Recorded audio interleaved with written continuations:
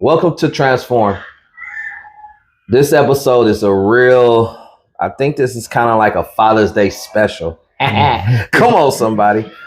This is a Father's Day special.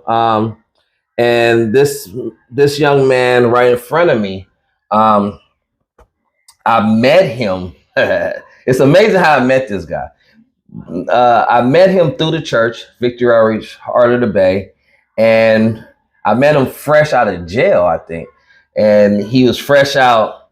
And you know, some people when they get fresh out, they got that mug on their face, like "Don't touch me" or "I stick you," or you know what I mean. Like they got that mug on their face. So when I first met him, he had that look on his face. But his wife was earnestly and telling us that she was earnestly praying for him. So if you're out there as a praying wife or a praying mom, this is evidence that God's hear your prayers.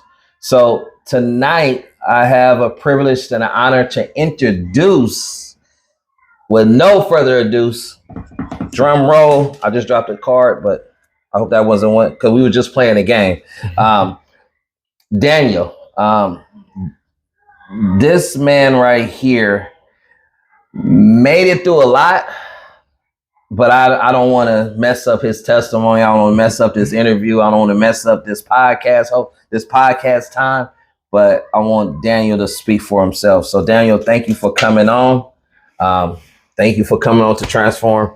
I guess this is kind of like a father's thing. This is good because I think thank you for opening your house. This is his house. This ain't my house. Y'all seen the episode with my house with our son Antonio, but thank you for opening up your house. And I thank you because of your yes. So Daniel, I got that quick question. I already prepared you for it. So who is Daniel? For the ones who don't know you. Well, it's a pretty it's like everybody else that's raised in the ghetto, Mm-hmm. the struggle.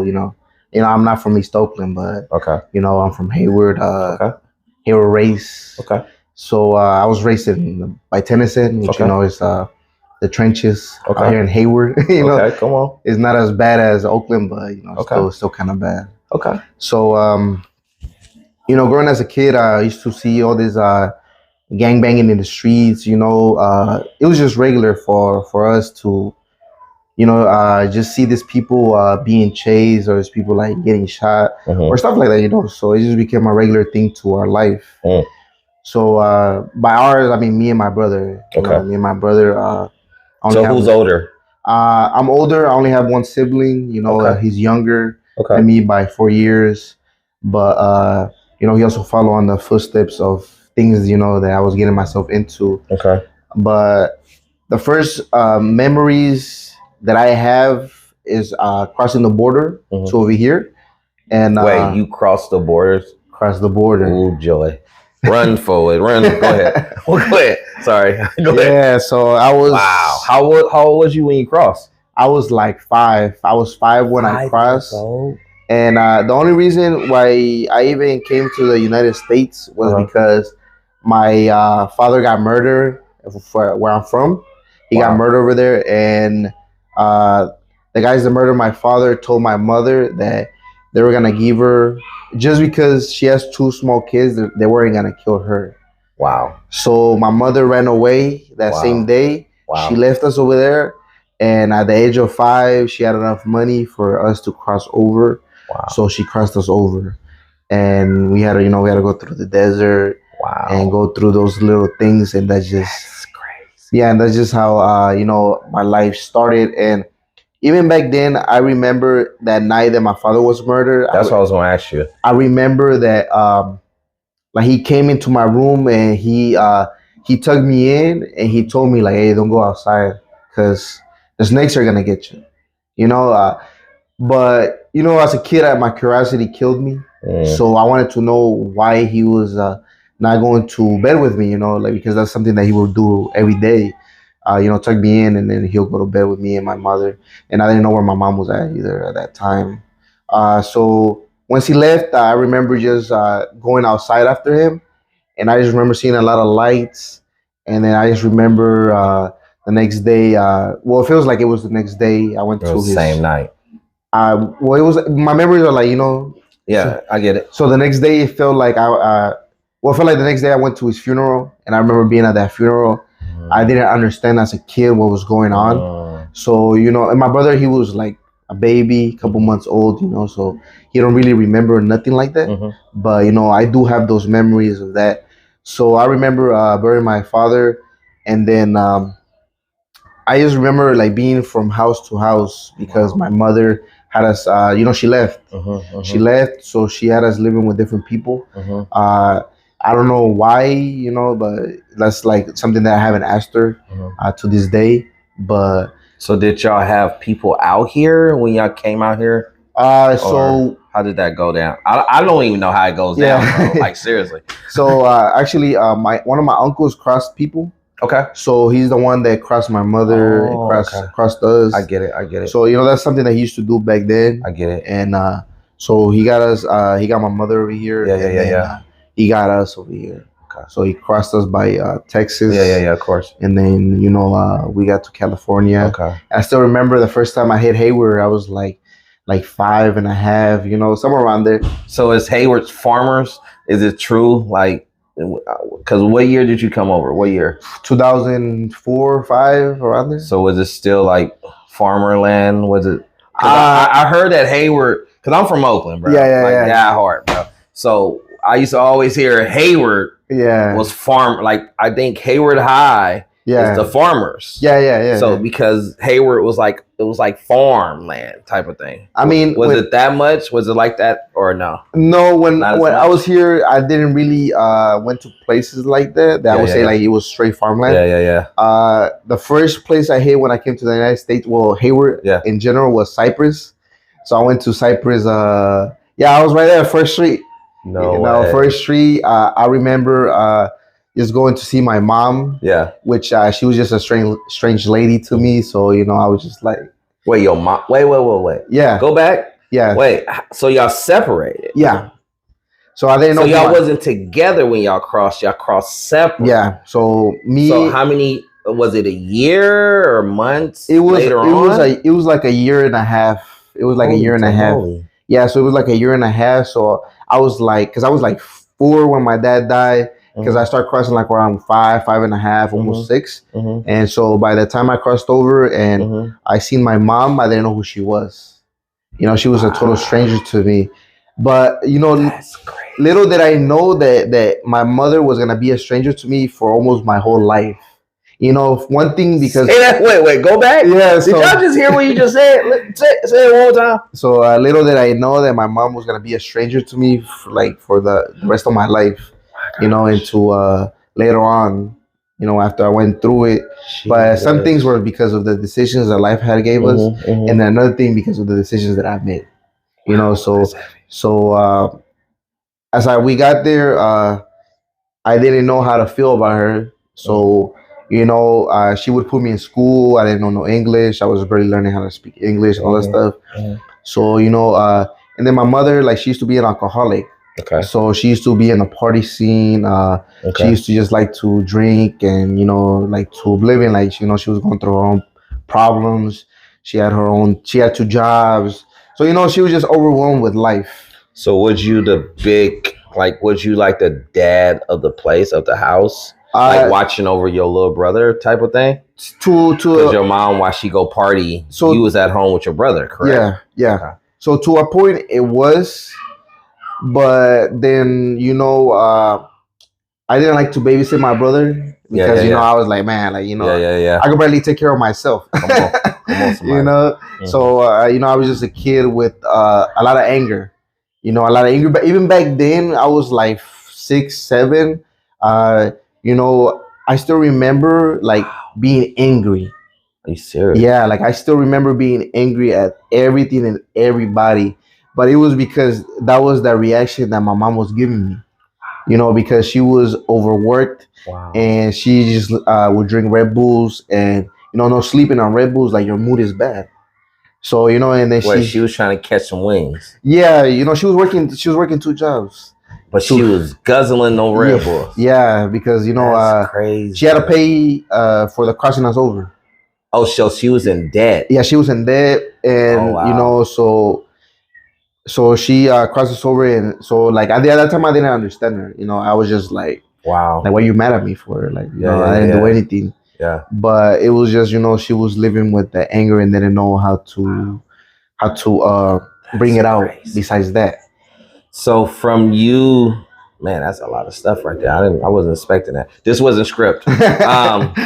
Yeah, you just shocked me with some things. So you cross the border. So you crossed it with your brother? With my little brother, yeah. My little brother was like a year, I want to say. So he was a baby. He was a baby. So you carried him? Yeah.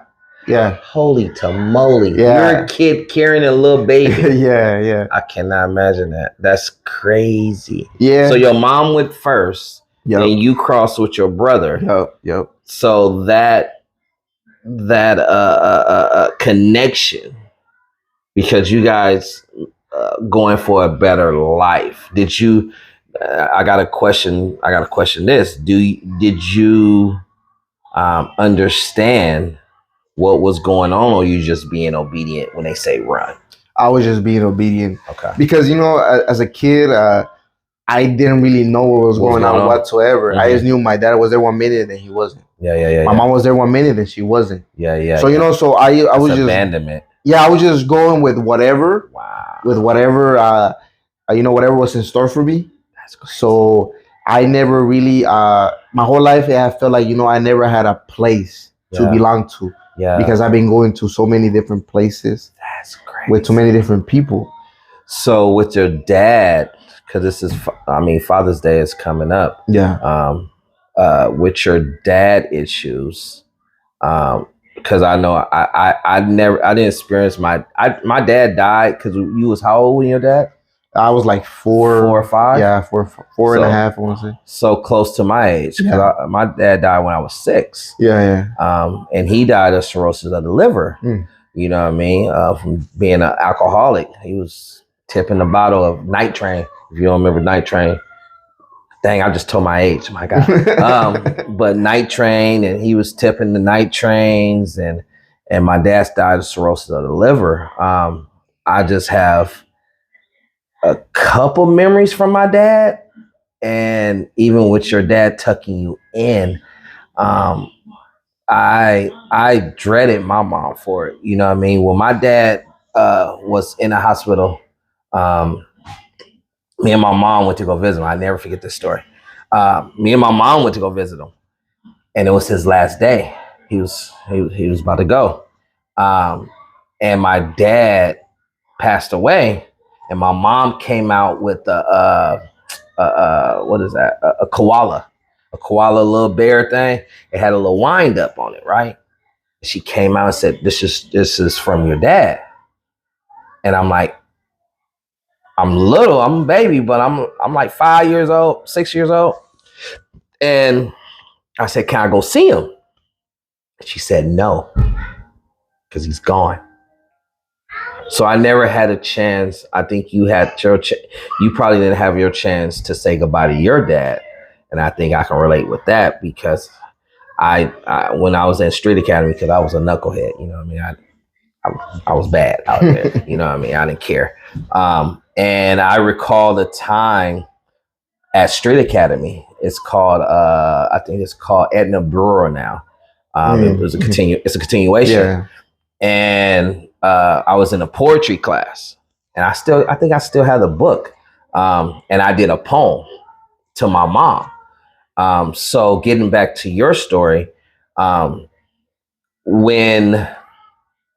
me ask this question, because that was a lot of stuff that you just unpacked, bro. I swear you just unpacked. That's a full podcast, man. Bro. What you just said right there, that's a full thing, because only y'all seen on TV, but you lived it. Yeah. You feel what I'm saying? Like I seen what is it called? border police or something like that. Yeah. That they be patrolling. You know what I mean? But you crossed it as a kid. With your little brother. And then from you crossing it and seeing your mom, like, who is this woman? That's crazy, bro. Like I know for me, thinking like that as a kid, you traumatized, bro. You're and being a kid and seeing your mom and not knowing who she is, bro. She the one that gave birth to you, bro. She the one that carried you, and you had no clue. This woman come up to you telling Mijo, and you like, no, like no, and crying, possibly crying, and every single thing. That's a lot of trauma, bro, right there, bro. Ooh, my God. So from there, from you being that way, coming to Cyprus. Where's Cyprus? Cyprus, Hayward, right? Yeah, it's by Amador. Okay. I'm saying that for all the people that probably don't know what Hayward is. Yeah. I know some people that watch here, they not even from here. I'm being truthful. Yeah. So by Amador. Okay. So from there, Cyprus landed. So from there, what happened? What happened from there? So when you get a look, well, that was like you was a kid and you was going in and out of school. Yeah. So because you couldn't speak English, was you being teased? Nothing like that. Mostly it was I had to go to like bilingual classes. Okay. You know, but like I was like it was just very difficult for me to adjust to like I just felt like, you know, like I was just an outcast because, you know, I went through a traumatic experience that not a lot of kids do.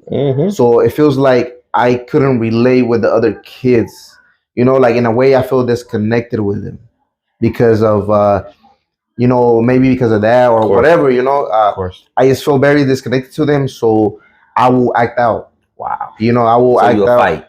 I will fight. I will be the class clown. I'll do whatever. So you be the bully. Never the bully. I was more like standing up for kids. So you was the bodyguard. Yeah, something like that. You know, a second. Or like I try to be the class clown. You know, like I just like to be. I just wanted center attention. Yeah, I just wanted people to when, you know, I just wanted to feel that happiness I didn't have in other people. So when you said that part, that's why I said bodyguard, because that's what you was doing when you crossed the border. Yeah, for my brother. For your brother. Yeah. So that was instilled in you. Yeah. That's crazy. Okay, go ahead. I'm picking up all this stuff and it's like, boom, oh, there you go. Ooh, that's a good one. Yeah. Go ahead. So one favorite memory that I have is when I first came here is that when I first seen my mom, you know, I didn't know how to feel. You know, so I would just give her the cold shoulder. You know, I would just give her the cold shoulder. But that became a habit in my life. Giving her a cold shoulder. Giving her the cold shoulder or not showing her how I truly feel, you know? So love, huh? It's love or hate or whatever. Like you covered it up. Covered it up and just became with my mother relationship was very distant. Wow. That's crazy. You know, it was distant, one because of the alcohol. Two, because you know, I was dealing with school or like dealing with other stuff or like I only see her like 1 hour out of the day. Yeah. Because she had 2 jobs. Yeah. And then that's when my stepdad showed up in our life, you know. So he just came out the blue? He just came out the blue. My mom was like, hey, this person, woo. And, you know, and I was like, this person's about to marry me type of thing. Yeah, I just didn't know how to feel about it. You know, He didn't warm you up. He just came through the door, just here. Like, wow. You know, and then next thing I know is we're moving to an apartment with him and all this other stuff. Wow. So, did you feel like it was quick?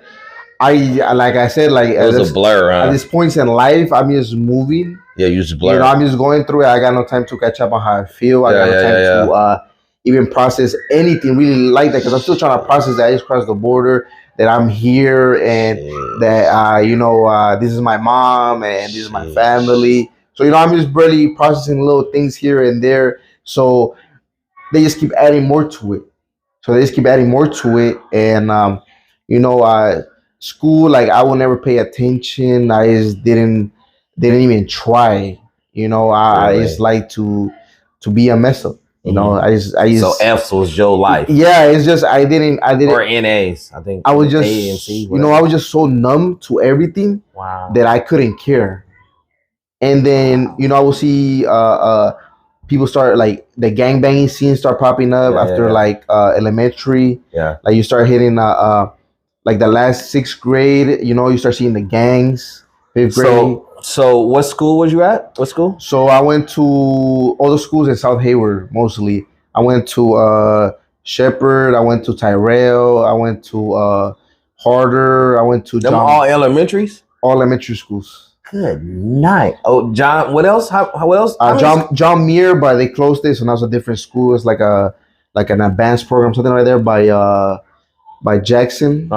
By the car wash, literally going down the street. Yeah. So that was the first school. That was the second school that I stayed in because I used to move to different schools. Yeah. Because so did you attend the school that we were at?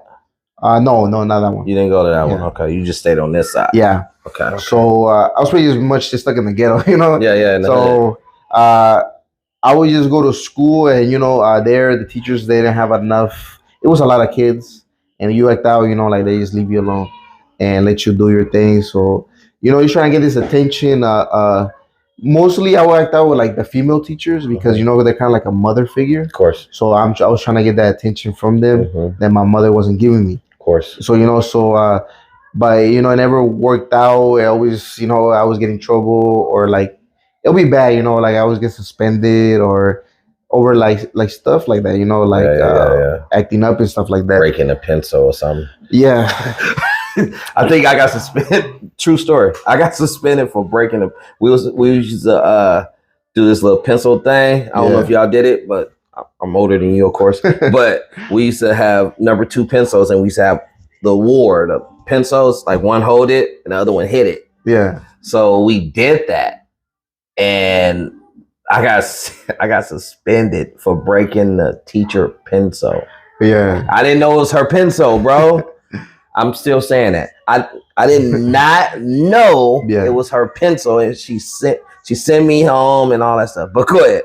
So, Okay. So from you, just even that, from you unpacking in so many words, that's what you're doing. At that time, you finally start unpacking because you've been packed. You know what I mean? Like you had a suitcase in so many words. Yeah. You was jumping from house to house to house to house, house to house to house to house. And now you're with your mom. Now your mom has a boyfriend who she eventually married, correct? Yeah. No, they were just together, and common law type of thing. Yeah, and then after my mom gave her life to the Lord, they got married. She asked for marriage, and he didn't want to. Oh, whoa! So they separated. Wait. Go reverse. Hold on. We wait. Okay. So you went from there. You guys move into an apartment with him. No, but this was years later. After that. Yeah. Okay. It was years later. So you guys were staying with him. Y'all was doing your thing and had the thing. And then you was getting kicked out in and out of school, right? Keep me in track. Yeah. Then your mom gets saved, correct? She became after like a little bit after. So she start. What was that? What kind of household was that? Like, so before that, so we moved in with my stepdad. Okay. Whatever, I'm getting in trouble, this and that. So then, this man will, like, it will be like it was a straight hate relationship because he will beat me. He will beat between me. you and him. Yeah, he will beat me, like, because my mom wouldn't do it because my mom had given up. She's like, he's not gonna learn. So then he started taking the law to his hand. So then I remember, like, he will beat me every single time something will happen. He will beat me. I remember I was like 7, 8, 9. 10, he would still beat me. And I remember when I was For 10. 4 straight years, he used to beat you? Yeah, it's like beat me for everything, So I just grew even more hatred. Wow. More hatred, hatred for him, hatred for my mom. Yeah. This hatred just became full of it. And then, I'm running around with all this hatred. Mm-hmm. I'm already graduating elementary school. I'm flirting with the gangs. Mm-hmm. And I'm flirting with this gang. Like I know what they're about, and then there's this gang, and I'm just like. Because Hayward got 2 different gangs. Yeah. At the time. Okay, so I got two different, Hispanic gangs. Yeah, I know what you're talking about. I ain't gonna say what gangs, but I know it's 3 of them. Yeah. It's really 3. Yeah. Is it 3? No, it's some 2. Oh, that's Oakland. My bad. Yeah. Go ahead. Yeah. Oakland has the 3rd one. Yeah, Go ahead. yeah. I'm listening. So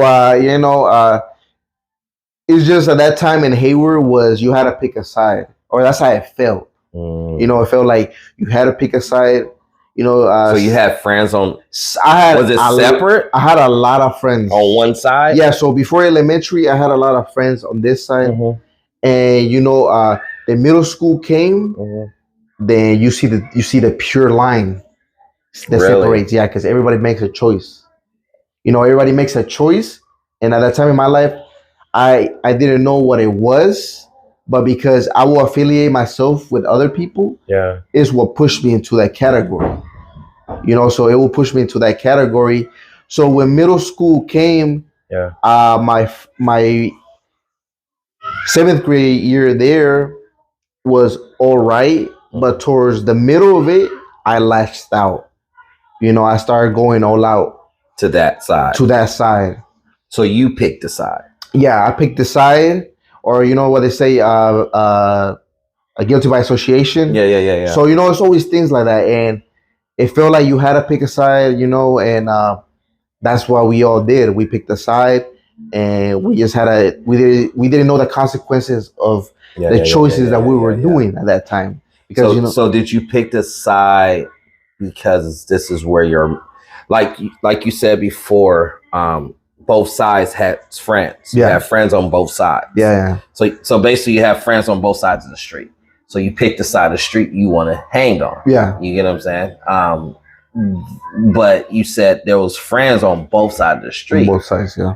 But then you picked that side more, the other side more, because it was guilty of association. Yeah. So whatever about, as you telling me, it's kind of crazy that happened. And so go ahead, because what I know for me, I never did that kind of game. You know what I mean? We was block boys. That's all. Shady 80s. You know what I mean? 700s. You know what I mean? The 60s. The Ville. 6'9", 6'5". Brookfield. I can keep going. All that. I can say some more, but I ain't gonna do it. 30-30s. Oh dang! I just said another one. Darn it. Murder dubs. Oh, yeah. You know what I mean? We didn't do it that way in Oakland. Yeah. But y'all did that way in Hayward. Yeah. You know what I'm saying? Like we did it streets. Yeah. Like, hey, bro, where you from? I'm from the Shadies. Yeah. Everybody knew what that is. Yeah. Oh, I'm from the Brook. Yeah. Or I'm from the Park. Yeah. They don't say seminary. Yeah. They say the Park. Yeah. You know what I'm saying? Yeah. So okay, so you had to pick sides. So you picked the side, and go ahead. What else? So once my 8th grade year came, I was the 7th and a half, and you moved to 8th. Yeah, I moved to 8th grade. I was pretty much not interested in school at all. You start cutting? No, I just wouldn't do nothing in class. That's cutting. I would get straight Fs. I would get kicked out to detention. So you wasn't cutting. You just wasn't going to class. Yeah, I just was. Oh no. I was just there for the girls. Oh, that boy. Okay. I was just there. I was just there for the girls. I was just there to gangbang and be there for the girls. That's it. Okay. I guess the enjoyment in the kid's mind at that time. Yeah, of course. What school is. 8th grade. You're starting to wonder. Yeah. You know what I mean? So wondering eyes. I remember one thing that called out to me during this time was I remember my 7th grade year. Okay. I remember one time, my stepdad, he beat me. Mm-hmm. And I remember that was the first time I ever stand up to him. Mm-hmm. And it's just, it's the way that the devil set me up. was that he put people around me that will push me to that agenda, more than anything. So at my apartment, I had a big homies that lived there. So they will influence me more. They would take me to go kick it with different people. I started hanging out with older people. Late night, 1 in the morning, 2 in the morning. Wait, you was hanging out 2 in the morning? Yeah, running around. That's like 14 years old, right? Yeah, running around with a gun in the car. Like this is stuff that they're introducing me to. But you had neglection from your mom. Yeah, so your mom didn't know where you was at, or she nothing. didn't. I would leave, and she would just be mad, and I would do my thing. Wow! But you said you had at 14, so you was driving around with guns in the car, probably weed or I was like 13, 12 when I first started smoking weed. That became a something that it was just there. Wow. I still remember the first time I did it, and I used to smoke so much weed after that because it was my new way to cope. And I wouldn't really get into alcohol like that because of my mother. So I'll be off. I wouldn't sip like that at all, but weed became like my go-to. Nature. Yeah, it became my go-to for everything. Because it numbs you. Because it numbed me. Yeah. So I'm in middle school, and smoking weed is a regular thing for me. I'm smoking weed all day, every day. And, with other kids there. We're smoking out of Vegas or Phillies? Nah, the Apple. So the Apple... apple? Yeah, make a bong. What? Because we be in school, Bruh, apple? And you don't want to get caught. Apple? Yeah, so we grab a pencil. I have no clue. We make a hole this way. Both ways. Yeah, like an L. And we put the weed on the top and we smoke. You got to carry on bong. The teacher comes through, you bite it. Apple? Yeah. A teacher come through, you bite the apple? You bite the apple. So you go get another apple to smoke. That's crazy. We had to get we had to get with the system because if we didn't, crazy. We're gonna get caught. We're gonna get caught, and like anything in life, you're not trying to get caught. No. So I remember one time, my stepdad beat me, and I told him, I was like, when I get older, I'm gonna whoop you. I told him that I'm gonna whoop you. He laughed at me, and then I remember I went and called my big homie, and we came back and we knocked on the door. Because my big homie was gonna put some hands on him, and that's the first time I seen my stepdad being a coward, because he didn't want to open the door, and he told me clearly, he's like, "You're by yourself, you're coming in, but if you were somebody else, you're not coming in." And that's after that, I lost all fear for my stepdad, and I would after that I became very physical with him. Like I would slap him, or I took it up notch, So it came to that point where he knew he couldn't touch me because my big homies live right there. Right there. So he knew, and so he would just keep his head down. He wouldn't tell me anything or nothing like that, So it was nothing to me anymore. So once I started seeing that, I became addicted to that feeling of making people feel afraid. Yeah. Afraid of. So you felt it. Yeah. So you start feeling how people get afraid, and I seen it honestly. It was like a domino, because first it was him, then we will catch opposition in the streets, and the first time we pulled out a gun on them was the first time I seen somebody be scared for their life, cry out. I mean, it's a gun, bro. What do you expect them to do? Be like, hey, shoot me? What the heck, bro? So it became an addictive feeling of that, but more than anything, it felt like I belonged. Power. It felt like I belonged with these people because we were all mismatched. And y'all had power. We didn't have no families. Y'all had power. So we became a family. Yeah, that's what I'm saying. Like y'all had power. Yeah. Y'all. I know from raising up how I raised. You know what I mean. Driving at 9. You know what I mean. 9.5. I was already driving. I was already introduced to the game. And how I got introduced. And you talking about guns. True story. So my brother, one of my brothers, I'm not saying which one, but one of my brothers was in the gang. He was in the dope game at the time, and it was Bammer. And so him and his boys were sitting at the table. I never forget the day. He's sitting at the table, and they counting the money. They got the weed there, they got the money there, but they got the gun there on the table. So I'm walking up, and the first thing I go for, I didn't go for the money, I didn't go for the weed, I went for the gun. So I grabbed the gun just like this, and it burnt me because it was still hot. So my brother said, "What you doing, man?" And I'm like, "It's hot." He's like, "I know it is. Go back in your room," right? And from there on, I was intrigued of the gun. So he had I think it was Smith and Wesson. So I picked up the gun, but I didn't worry about the money or the drugs. But I was like, why was that gun hot? Come to find out, it was hot because what they did, and they just came and laid out everything on the table after they did what they did. And just by you telling me about the power, like you had that's why I kept saying power, because even though my brother had that gun on the table, I felt his power from that gun. Yeah, like that piece of metal give you power. Yeah, the power to take life. You know what I mean? And then when you said, "Man, I seen the people crying for their life." Of course, it's a gun. Of course. You hear what I'm saying? Like one shot, I'm gone, bro. I'm a goner. I'm a deader.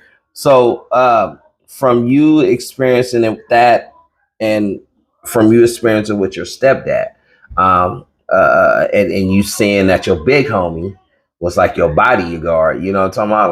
Like what you call it?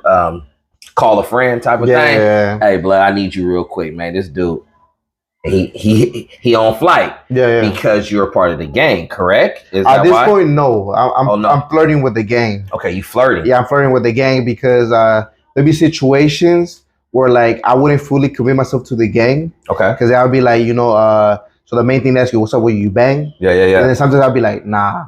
Or sometimes I'll be like, yeah, bang. It depends on the situation, because I wasn't fully a gang member. Okay. I was just still flirting with the idea. So you was halfway in. Yeah, halfway. So did they respect that, or how did that go down? So the big homie, he wanted to just fully get me to go all out.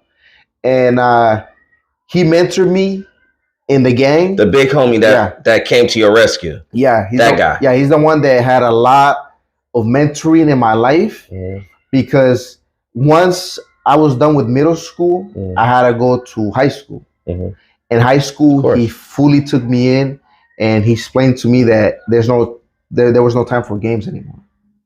Ain't no in between. No in between. You got to do 100%. And then to make it worse, I had to go to Tennyson High, which is, it's nothing but them. It's nothing but them. I hear it. Yeah. So, so the first day I go to that school, I go full color up with the Cortezes, I know the whole shabam, with the bandana in the back pocket, with the belt, everything. Hey, one thing I can say about y'all Latinos, man, I swear y'all always creased up, boy. It was like it's a perfect line. You feel what I'm saying? Like the Cortez was like, yeah, that's it. If it ain't straight, it ain't the way. Yeah. You know what I mean? So go ahead, I'm listening. So I went to Tennessee and I lasted there a week.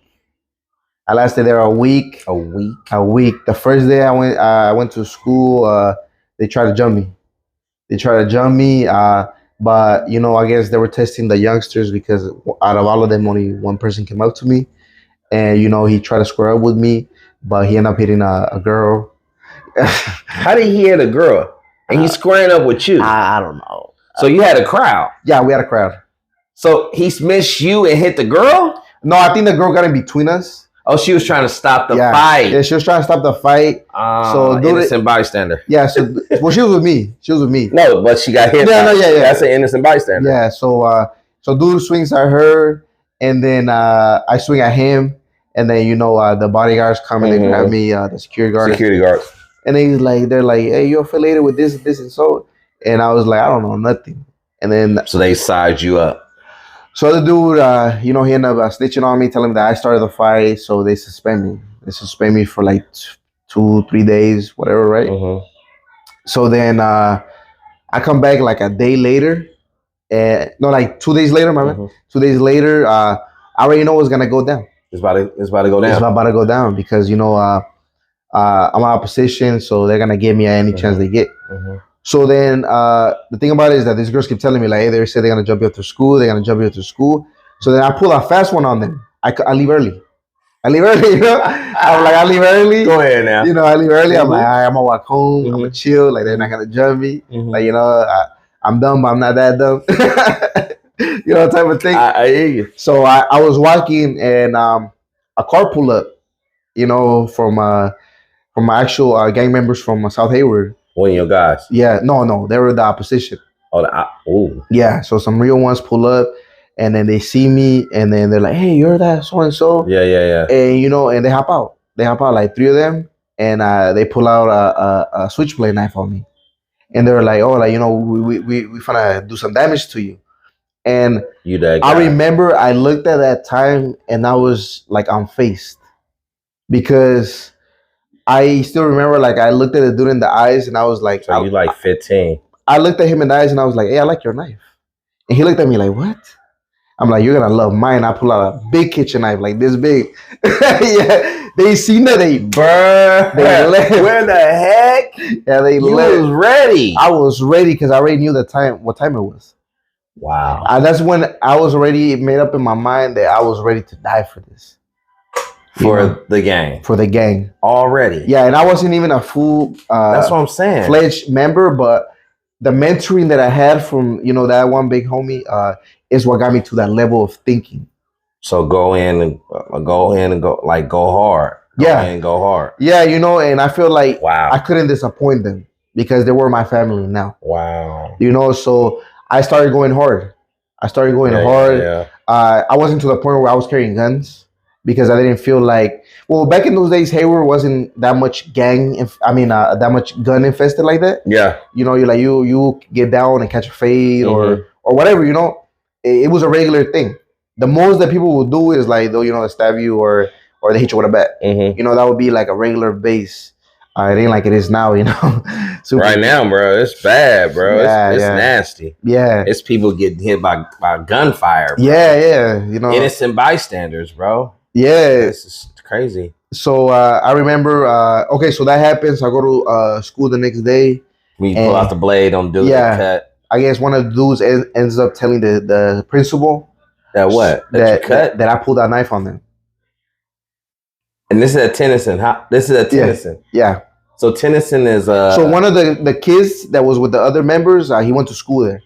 At Tennyson. Yeah. So he ended up telling on me, and I ended up getting kicked out. Luckily, I didn't go to jail because they couldn't prove it. Because it wasn't on you. So, yeah, because it was my word against them. And it wasn't on you. Yeah, it wasn't on me because I already knew. Yeah, I'm like, it's in case. Yeah. So they expelled me. I get kicked out. So where did you go from there? I hit up one of my other homies. He picks me up.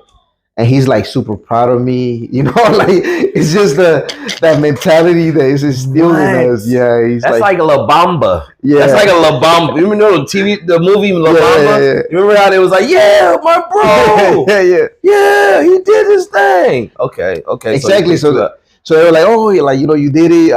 But you didn't snitch out. Yeah, you're about that life. Like, you didn't snitch out. Like you're with the business. Like, yeah, like we see the potential in you. Yeah. So then, around this time, I don't know how, but I go to the school district because they're like, hey, look, none of the Hayward schools want you. So what school district do you go to? So that's what he was telling me. He's like, I have to kick you out. He's like, I have to kick you out of the school district. Out of the whole district? So I told him, yeah. So I told him, I was like, look, if you kick me out, like, I'm not going to go to school. I'm going to drop out. Like, I'm real life gonna drop out. Swear to goodness. So I told him, I was like, hey, I'm gonna drop out. I'm gonna leave. And, that's Holy it. tamale. So dude had mercy on me. And he told me, I'm gonna let you go to Mount Eden.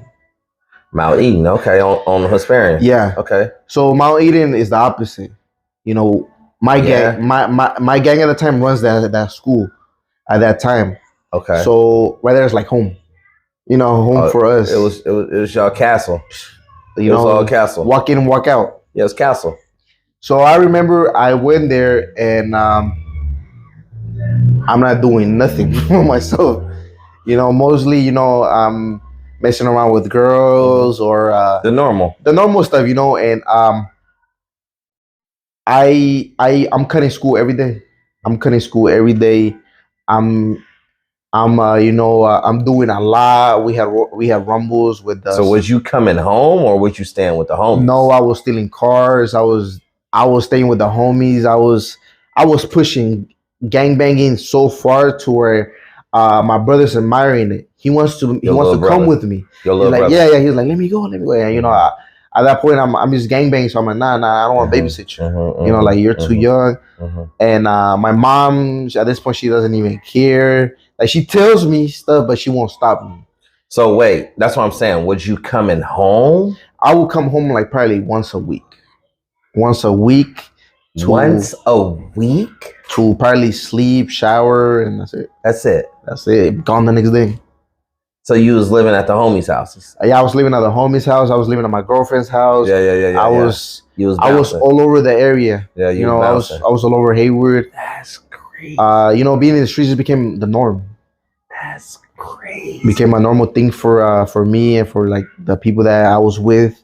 You know, always trying to do something. You know, so I just remember. Can't believe that, man. This is all new to me. Hey, just let y'all know what we talking about right here. This is all new right here. But go ahead, I'm listening. You got me intrigued.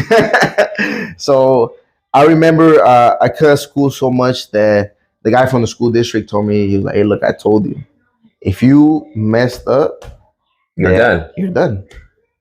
So, and I was like, "All right, I'm gonna keep true to my promise. I'm gonna drop out." So I dropped out my sophomore year.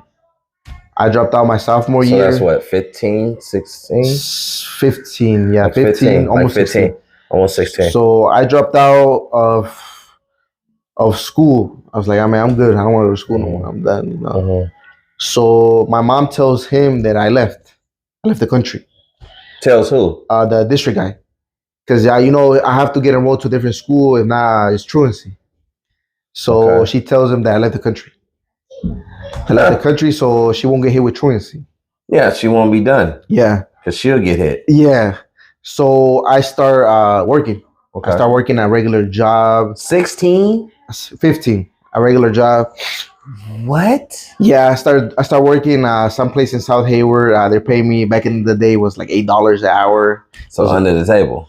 No, they pay me. I mean, with a fake social and all that, you know. But I'm getting paid checks. Wait, go back, bro. wait, hold on, bro. You said okay. Wait. Did y'all just hear what he? Boy, okay, go ahead. If you didn't hear it, rewind it. Okay, go ahead. So, because my mother was like, it's either you're gonna work or you're done. You're done. Like, you go to the streets. Yeah, you homeless. So then I was like, nah, like I gotta, you know, I don't know why I did it. I went to work more than anything, you know. I wanted to buy a car. I wanted to, you know, do something with myself. Yeah. So I went to work, and I was making like $300 a week, which at that time wasn't that bad at all, you know. So that was pretty good. That was time. Yeah, it was. You know, it wasn't that bad, and you know, South Hayward, everything's cheap. So yeah. You know, with this money, honestly, I was buying weed. Like I was living, you know, a kid's dream. Like buying apes and all that. Man, you know, buying full zips and whatever. And you know, at this time, I'm messing around with some girl, and you know that she's pretty much broken like I am. So you know, we find you know, pleasure in each other's presence because of that brokenness. But you know, with girls at the time, nothing was ever serious. I was just move on. You know, keep pushing it. Yeah. So that's what we used to call dip. Yeah. We used to call dip. Just like bean dip. You dip the chip in. Yeah. And then after you done dipping the chip in, what you do with the dip? You just put it up or you throw it away. I mean, you know, the one thing I did learn was that anytime it will get like too personal in the relationship, I'll dip.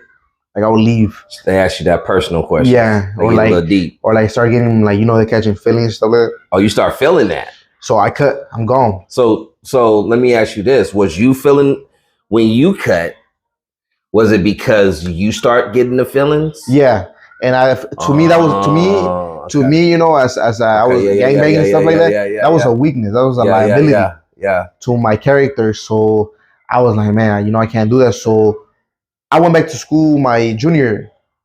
You know, I went back to school. I told that guy. Wait, you went back to school? Yeah, I went. So he let you to go back, or what happened? Let me go back to the same school. So he said, "Welcome back," in so many words. No, he was. I was like, look, I know I messed up last time, but you know, it's a year later. I'm different. I'm back. I'm different. You know, just changed my haircut, but I'm different. You know, but changed my haircut.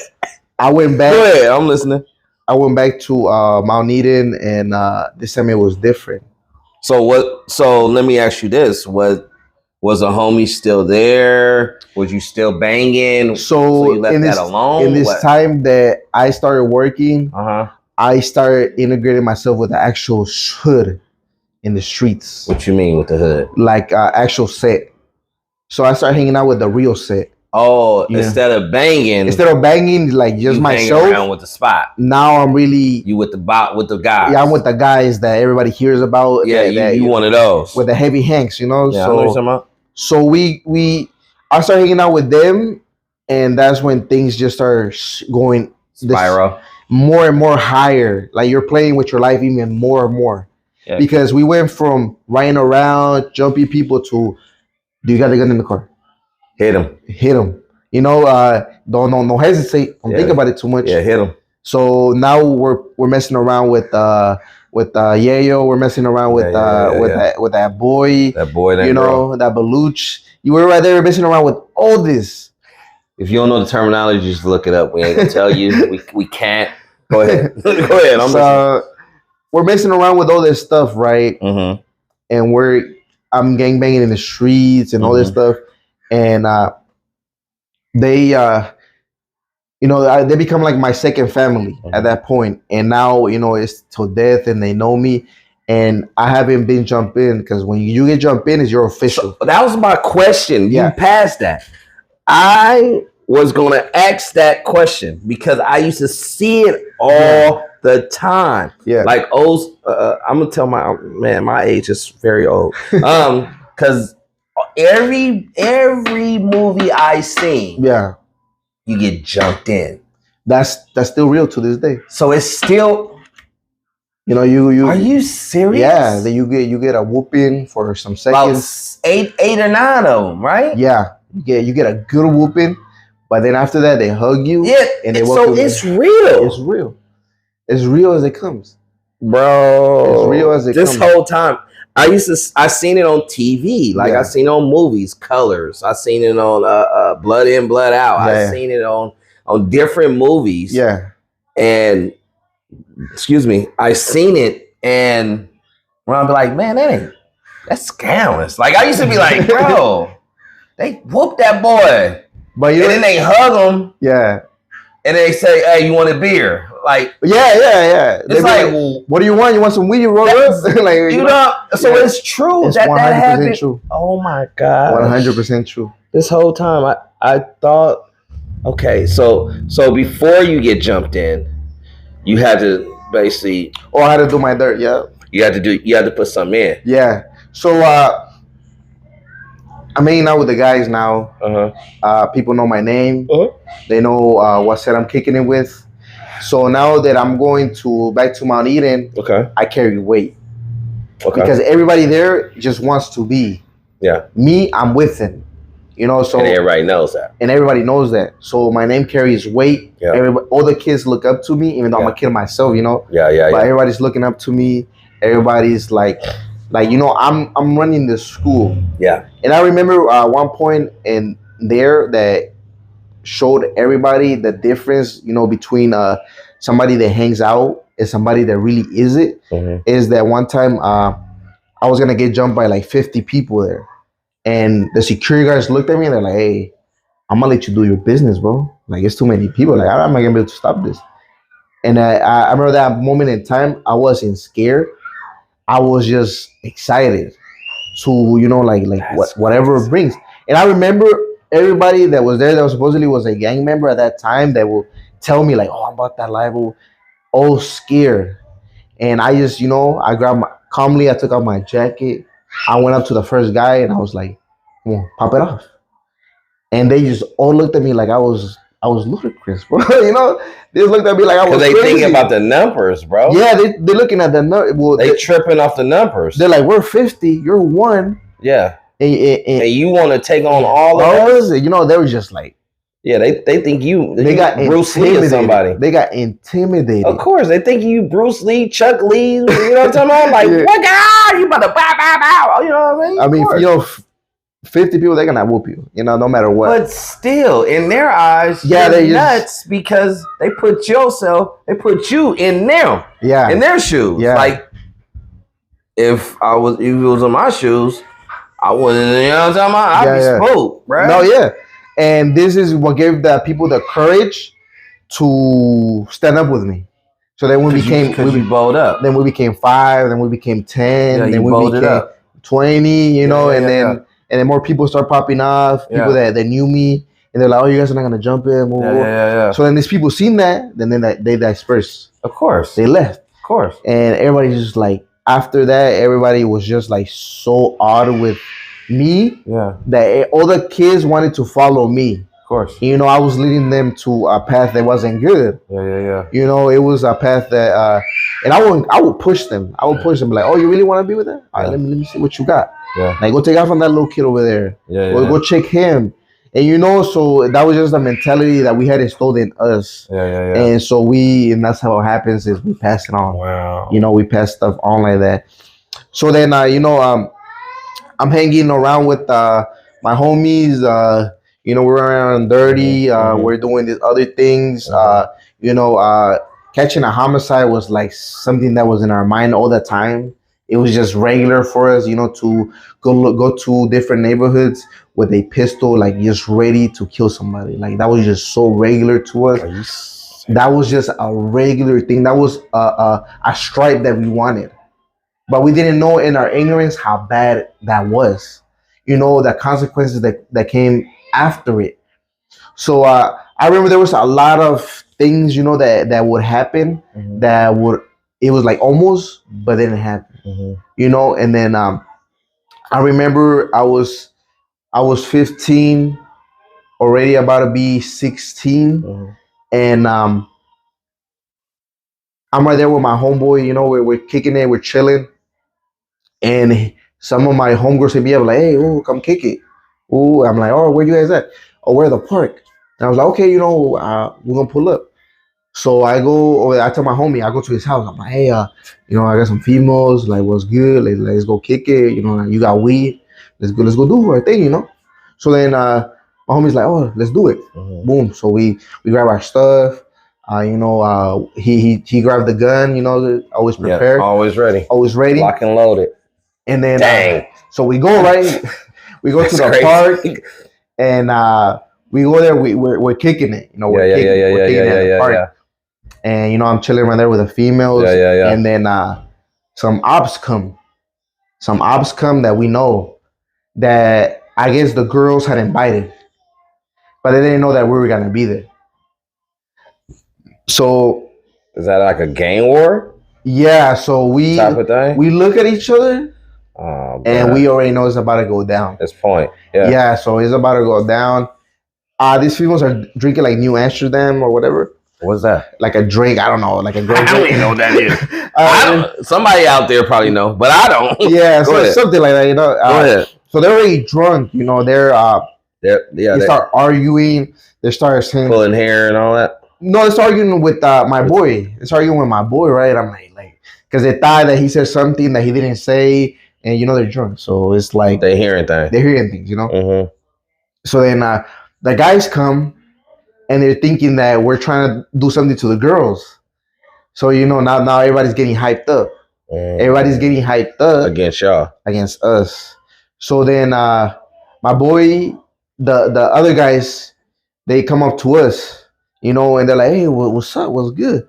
And my boy looks at other bro and is like, "Hey, I'm going to tell you like this, but you don't want it today. I'm going to let you know. You don't want the heat. You don't want the problems today." And they're like, "Oh, no, yeah, we do." And it's like, "All right, I'm gonna let you know one more time. Like, you guys don't want these problems." So then this guy still want the problem. I square up with other dude, and then my boy, he pulled out the gun on the other guy. He pulled out the gun on the other guy, and he shot him 5 times. He shot him 5 times.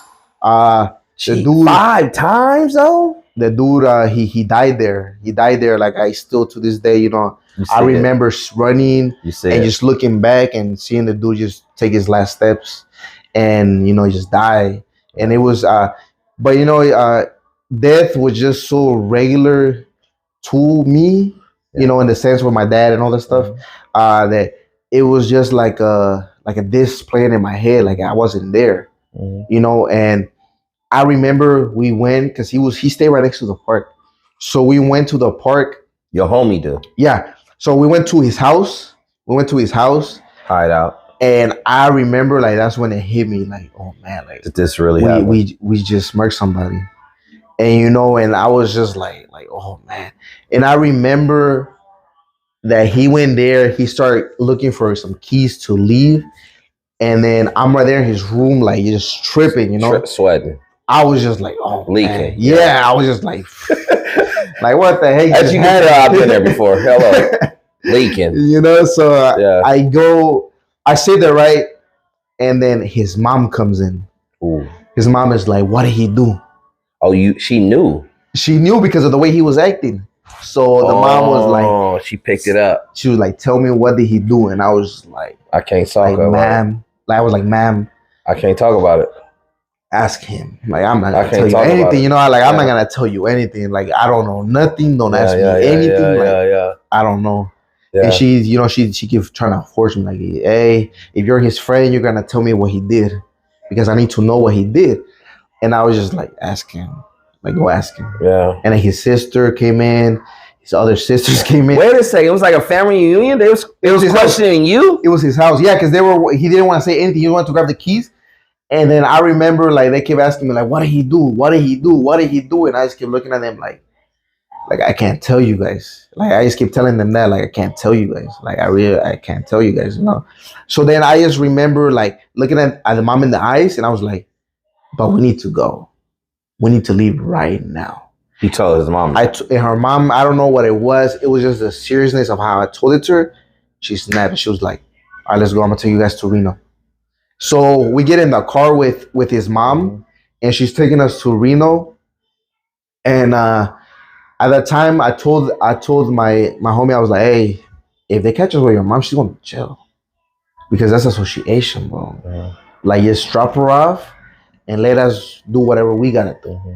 So then my boy was like, all right, nah, it's good, yeah. Like, I don't want to go to jail. Yeah, y'all hear what's going? My gosh, go ahead. I'm listening. So we get to like Livermore. We drop her off over there. Okay, yeah. We drop her off, and then I'm messing around with some girl in San Jose. Yeah. So I'm hitting her up, trying to go over there. Yeah. We're trying to disperse. Yeah, of course. You're trying to separate. Mm-hmm. So we go. That's normal. We leave right. So this guy takes the freeway to go to San Jose from Livermore. And they got on them. Somehow we end up in Modesto. Because that's where we were supposed to go. How the heck did... Because we were going to go to Modesto too. Was y'all getting high or something? Because it sounded like you blanked out. All day. Well, I did because I seen San Jose, and then he was on that road, and then I was like, all right, we're about gone. You not out. Yeah, and then next thing I know, like, he's like, what the heck? Like, I was supposed to go to San Jose, but I'm in Modesto. What the heck? So then... We had a homie that was in Modesto, so we go to his pad, we go to his house, and we're there just kicking it with him. I got a 357, he has a 40, and then the other guy, he has like 2 shotties, whatever. So we're prepared. Y'all loaded and ready because we know like anything could pop off at any time with 5-0. So and more than anything, so we're ready. And then I remember just being like sitting down in the. Before we went to Modesto, I just remember sitting down at another homie's house because we went to some other homie's house, and I watched the news. And I got to see the dude's grandma come out in the news talking about that she couldn't forgive the person that did that, and I was like, oh man, that's when I knew how serious it was. The grandma, like she came out crying and everything. And at that moment, I was just like, oh man, I just really happened. I couldn't wrap my head around it. as to the seriousness of the situation. Like I knew it was serious, but it wasn't. I didn't know how serious it was. What? Till you seen the news. Till it hit me. You know, it hit me, and that's when I was like. But everything it still felt like a game. Mm-hmm. You know, everything still felt like a game. It felt surreal. Mm-hmm. You know, it felt like a out of body experience, mm-hmm. something like that. Like you're there, but you're not there at the same mm-hmm. time. So I remember when we got to Modesto, we're right there, you know, chilling, smoking weed, mm-hmm. and then, you know, I'm high, but I keep watching these random white people walking around the house. So then I'm like, and they're wearing camel. Oh no! You know, they're wearing camel, so that's what trips me out. And I'm looking at it. It's bad. I'm looking at it, right, and I'm like, am I too high, or are they going around in circles for a reason? And I tell my boys, I was like, hey, nah, I'm like, hey, I think they're around here. They're like, oh, you tripping? Here, smoke another bowl. Like, you're tripping. And I was like, nah, I'm not tripping. I already seen that dude walk 5 times right there. Like, I'm like, it's bad. Let's leave. Let's cut. He's like, you're being paranoid. I'm like, bro, we gotta be paranoid, you know? So then dude's like, all right, let's dip. So we're leaving.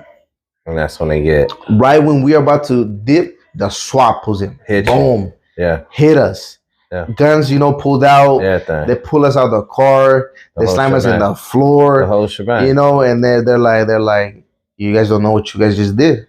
Yeah, y'all wanted for murder. You guys don't know. Yeah, you know you're going in for murder. Y'all wanted for murder. Yeah, so they take us there. They take us to the Modesto PD first. Mm-hmm. Then they drive us all the way back to Hayward. Mm-hmm. And then, you know, we go see the detectives. Mm-hmm. And I just remember when the detective came up to me, he was like, hey, like, you know why you're here? And I was like, I have no idea why I'm here. Okay, I got this question about the Hayward. Because in Alameda County, in the county, they have that light. Yeah. You know what I'm talking about? That light that's right on you. Yeah. And you talking straight head, and that light and making you sweat, and you don't want to wipe your head. Yeah. It'll make it look like you're guilty. So that Hayward did have that light. Oh, well, not anymore. Now they have the regular rooms. Oh, excuse me. Yeah, the regular rooms with the table, like you see at First 48. Okay, go ahead. And the crazy thing is that I would watch First 48. So at that time. Yeah, like, you know, when in my free time I watch First 48. Yeah. So I knew. You had the strategy. I already had a strategy in mind. I already knew what they were gonna do. Good cop, bad cop. Like, I had it all in my mind, you know. No way. So dude comes up to me and he's like, hey, you know what you're here? Why you're here? Okay. And I'm like, I have no idea why I'm here. Mm-hmm. He's like, dude, you stop playing games. Like, you're wanted for murder. Like, you're going in for a murder. Like, you guys kill somebody. And I was like, I have no idea what you're talking about, bro. You know, I was like, he's like, before I do it, I gotta read your rights. You know, so they read my rights, and right when they read my rights, he's like, do you have any questions? And I was like, yeah, I have one. And they're like, oh, what is your question? I'm like, I want my lawyer. And they were like, that's not a question, that's a statement. And I was like, I guess I'm making a statement. Go ahead. So then he looks at me, he's like, look, you don't want to take this murder rap. And I'm like, I sit there and I think about it, and, you know, this is all I know. So I'm like, don't worry about me. I want my lawyer. So then dude was like, all right, close the thing right there. They put me in the holding tank. Then I'm waiting there for like a couple hours, and they take me in the car. The officer is shaking his head at us. Like, I could tell he just feels sad for us, because he knows that we're about to go on this road and life that sucks. Done. You know, so I was never arrested in my life until that moment in time. You know, so from you asking for your lawyer, they instantly knew that you was guilty. In some words, they knew that I was a seasoned gang member. But I'm saying, so from them asking you that question